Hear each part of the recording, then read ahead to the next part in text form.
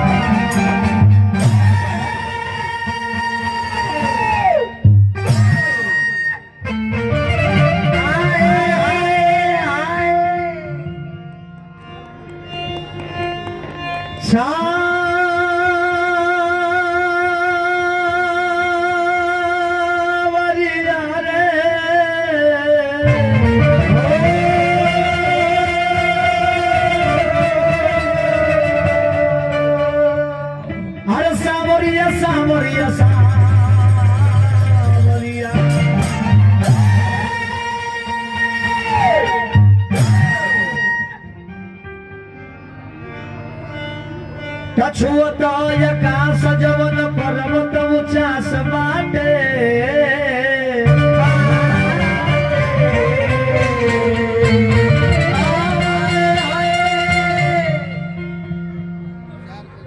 छुअत आकाश जवन ऊंचास बाटे करलू निवास तू बिलास मोरी मैया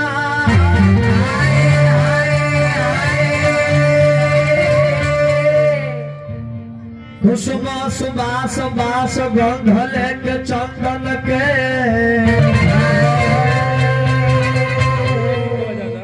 हसीब करस पवन नचास मोरी मैया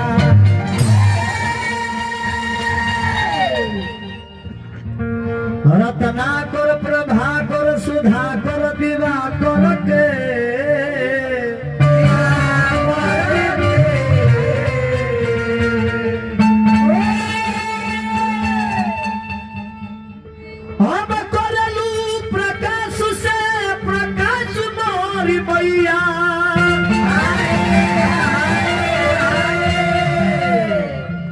लहरी हवे दास तोहर बाल बाचा रहे पा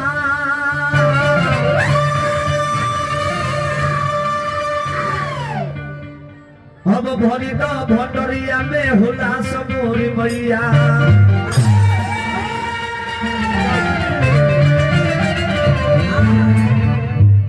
प्रेम से बोल दिया आदिशक्ति मैया की शंकर भगवान की वीर हनुमान की रामचंद्र भैया की कृष्ण कन्हैया की समाज की महाराज की सीता की और पिता की समाज की महाराज की वंदना सुमरन समा। हाँ अब मने के और दे दिया जाओ दे दी घबरा मत तोहर मनोकामना पूर्ण कइले एगो दिव्य धम होगा लेकिन मन साफ बा मलिका तो सब कुछ माफ बा मन चंगा तो कठौती में गंगा केकरा खातिर संत महात्मा लोग खातिर जैसे में हृदय साफ बा तो दूगो अगरबत्ती जला के देवी देवता के याद कर देबो तार बिगड़ल काम बन जाई आना तो सुबह शाम के 3 टाइम के घंटी डोलावो अब भोग लगावो और रात के केहू के पाठी चोरावो पूजा पाठ हो गल देखब होली में चलता हां सही नहीं खबर लगे जाता कहे का मतलब है बाकी भजन का बा अरे मन के मलाल मार लो बस हो गईल भजन अरे आदत बुरी संभार लो बस हो गईल भजन भजन तेरे बाकी रहन सुधार लो कहाँ बनावे के बा कहाँ बिगाड़े के बा ये तू अपने जान लो तो सुमरन भजन हो गई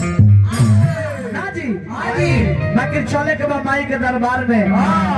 गोरे से ना तेरा बाबूजी के लीलार से जा रे बौड़ा है कोई मंदिर में जाए के बाद हवाई जहाज खोजबो ना तेरा पागल के भागा बड़ी सुंदर एगो लय लागल जब ना लय के गायत्री कुमार ठाकुर जी गौल भाव लागल कैसे